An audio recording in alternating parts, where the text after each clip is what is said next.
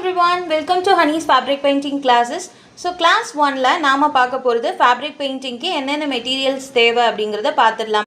பேசிக் லெவலா கத்துக்கறப்போ என்னென்ன materials தேவைப்படும் அப்படிங்கறத நான் இந்த கிளாஸ்ல உங்களுக்கு சொல்லிடுறேன். அட்வான்ஸ் லெவலுக்கு என்னென்ன materials தேவை அப்படிங்கறத நான் அப்கமிங் கிளாसेसல உங்களுக்கு அப்டேட் பண்றேன். ஃபர்ஸ்ட் மெயினா தேவைப்படுறது உங்களுக்கு fabric தான். So beginner-ஆ இருக்கறப்போ நீங்க poplin cloth அல்லது காட்டன் ஃபேப்ரிக்கா நீங்கள் யூஸ் பண்ணிக்கிறது உங்களுக்கு பெட்டராக இருக்கும்.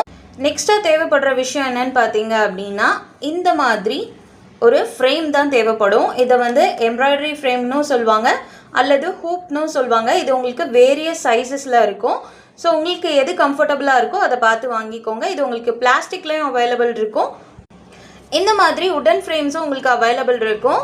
இந்த ஃப்ரேம்ஸில் பார்த்துக்கிட்டிங்க அப்படின்னா உங்களுக்கு 2 பீசஸ் இருக்கும். இது எதுக்கு அப்படின்னு பார்த்தீங்கன்னா ஃபேப்ரிக்கில் நம்ம அப்படியே போட்டு பெயிண்ட் பண்ணும் போது ஷ்ரிங்க் ஆகி டிசைன்ஸ் ஒரு மாதிரி அன்ஈவன் ஆகிறதுக்கு சான்சஸ் இருக்குல்ல.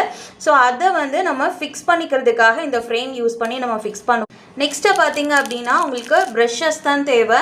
ஸோ இந்த ப்ரஷஸில் உங்களுக்கு நிறைய டைப்ஸ் இருக்குது.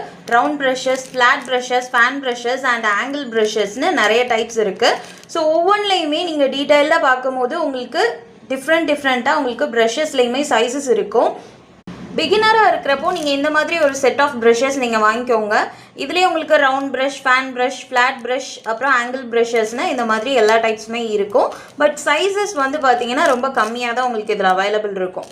ஓகேவா? பிகினராக இருக்கிறப்போ நீங்கள் ப்ராக்டிஸ் பண்ணுறதுக்காக இந்த ப்ரஷஸ் செட்டு நீங்கள் யூஸ் பண்ணிக்கலாம். நெக்ஸ்ட்டு பார்த்தீங்க அப்படின்னா தேவையானது ஃபேப்ரிக் கலர்ஸ்ன்னு சொல்லலாம். அல்லது நீங்கள் ஃபேப்ரிக் கலர்ஸ்க்கு ஆல்டர்னேட்டிவாக நீங்கள் அக்ரலிக் கலர்ஸ் கூட யூஸ் பண்ணிக்கலாம். இதில் உங்களுக்கு வேரியஸ் பிராண்ட்ஸ் அவைலபிள் இருக்குது.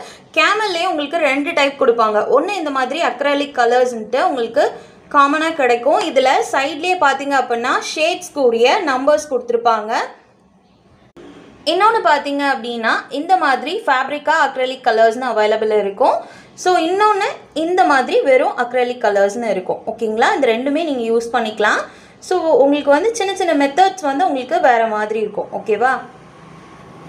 கேமல் பிராண்ட்லேயே உங்களுக்கு 2 விதமானது அவைலபிள் இருக்குது. ஸோ உங்களுக்கு எது கம்ஃபர்டபுளோ நீங்கள் பார்த்து வாங்கிக்கலாம். இன்னொரு விஷயம் என்னன்னு பார்த்தீங்க அப்படின்னா இந்த மாதிரி ஃப்ரேம் யூஸ் பண்ணும்போது இதில் 2 பீசஸ் இருக்குன்னு சொன்னோம்ல. ஸோ இதில் உள்ள இந்த இன்னர் பார்ட்டில் வந்து நம்ம பாவடை நாடா சொல்லுவோம்ல. ஸோ அதை வச்சு நம்ம செக்யூர் பண்ணுவோம். இதில் இந்த உள்ள ரிங் செக்யூர் பண்ணியிருக்கேன் பார்த்தீங்களா, அந்த மாதிரி பண்ணணும். ஸோ இதில் வந்து நீங்கள் பிளாஸ்டிக் ஃப்ரேம் யூஸ் பண்ணுறப்போ அதுலேருந்து ஃபேப்ரிக் ஸ்லிப் ஆகாமல் இருக்கிறதுக்காகவும் வுட் ஃப்ரேம் யூஸ் பண்ணுறப்போ ஃபேப்ரிக் டேமேஜ் ஆகாமல் இருக்கிறதுக்காக இந்த ப்ரொசீஜர் நம்ம ஃபாலோ பண்ணுறோம். Stay positive. Bye. Take care.